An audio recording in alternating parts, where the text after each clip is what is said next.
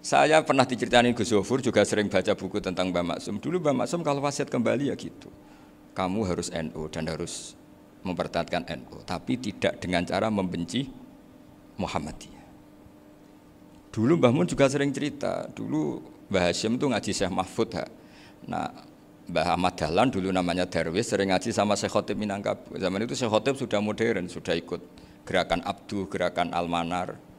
Sehingga bawaannya Mbah Ahmad Dahlan ini agak agresif. Yang Mbah Hashim karena hanya mulazim di Syekh Mahfud, hanya sesekali ngaji Syekh Khotib, beliau lebih seperti itu. Dan dua beliau ini sama-sama pernah ngaji Mbah Soleh Darat di Semarang, Mbah Hashim sama Mbah Ahmad Dahlan yang dulu namanya Darwis. Jadi ini masih min muskatin wahidah mimam bain wahid. Sehingga kita tidak kaget ketika Mbah Ali Maksum mengomentari Muhammadiyah itu masih ahli sunnah wal jamaah. Makanya nanti terakhir saya baca kitabnya Mbah Ali dan sering saya pelajari. Andai kan kita ini sepakat dengan ilmu, ya kita tahulah. Kalau Abu Hanifah itu tidak kunut, Imam Syafi'i kunut, berarti kunut itu mazhabnya Abu Hanifah, bukan mazhabnya Mbah Ahmad Dahlan. Apa tidak kunut itu mazhabnya Abu Hanifah, bukan mazhabnya Mbah Ahmad Dahlan. Kita kunut itu mazhabnya Imam Syafi'i, bukan mazhabnya Mbah Hashim. Ini semuanya masih dalam bingkai ilmu. Adzan qobla subhi juga riwayatnya jelas. Tidak adzan ya sudah perilaku kita sudah jelas. Dulu Mbah Mun sering didik kita gitu. Saya sering dengar cerita kalau dulu Pak Arif Fakhruddin begitu hormat sama Mbah Ali, apalagi dzuriyahnya Mbah Azhar Basir, karena beliau dulu do ngaji di Termas.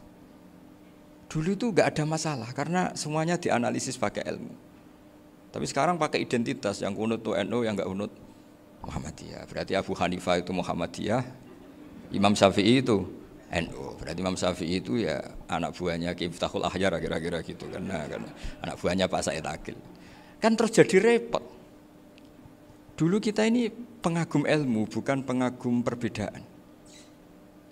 Sehingga di sini yang saya kagum dari sekian ceritanya Mbah Ali Maksum, supaya kitab ini to the point, supaya nggak lama-lama karena waktunya juga. Nanti kalau kemalaman ini kena semprit ini sudah. Ini diantara yang diceritakan Bali itu unik. Imam Syafi'i itu sering tawassul, sering wasilah sama siapa itu? Abu Hanifah. Ini sudah tak petakan, saya baca yang sensitif lah, yang ini ya. Ziyar al-Babus Samin, terus sebentar ini yang bab tawassul.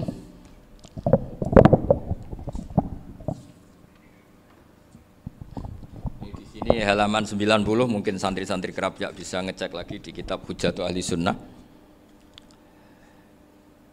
Ketika cerita tawassul, di antara yang diceritakan Mbah Ali Maksum adalah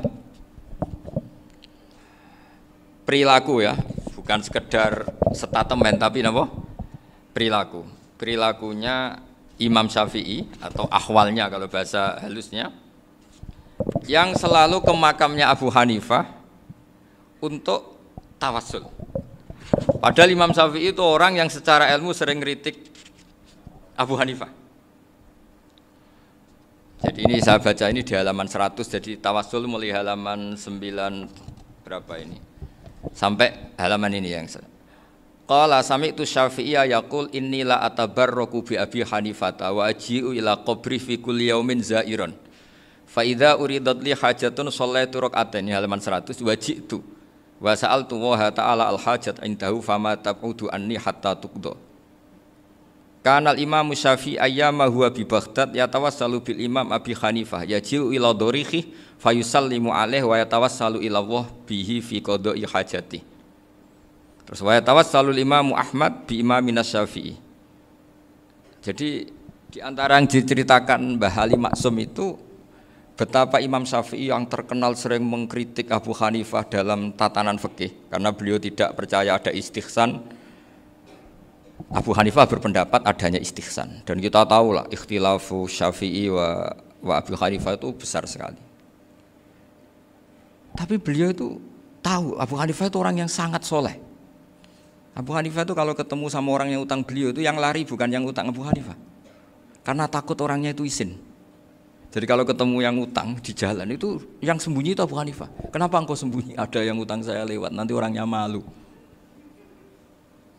Jadi setingkat Rabi'ah Adawiyah itu beliau di rumah ada maling itu sembunyi. Ditanya kenapa engkau sembunyi? Malu, gak ada yang dimaling. Malu sama malingnya karena serumah itu gak ada barang yang layak dicolong itu. Itu Rabi'ah sampai dia sembunyi. Itu yang bisa niru itu Abu Hanifah. Jadi wali-wali besar ini ternyata saling menghormati dan saling tawassul. Nah saya berharap tawassul ini bukan sekedar perilaku sosial, tapi memang ada sanadnya. Sehingga terus diceritakan Bali di sini dulu istaqa Umar bil Abbas. Kata siapa tawassul harus dengan Rasulullah SAW? Dulu istaqa Umar bil Abbas. Sayyidina Umar itu tawassul istisqa dengan Sayyid Abbas. Padahal kita tahu Sayyid Abbas ini tidak nabi. Terus beliau cerita sampai Imam Syafi'i tawassul sama Abi Hanifah. Sehingga nggak ada perdebatan itu kan Umar. Kalau Umar kan ada jaminan boleh diikuti karena beliau sahabat. Bali cerita tentang Imam Syafi'i yang tawassul dengan Abu Hanifah. Seargumentatif itu. Maka saran saya kepada alumni Kerapyak, santri-santri Kerapyak, karena saya hanya berani ngomong sama santri Kerapyak, sama mas saya hanya ada berani kalah sepuh. Itu tradisi keilmuan itu harus dijaga dengan hujjah dan dengan tadwin, dengan pembukuan.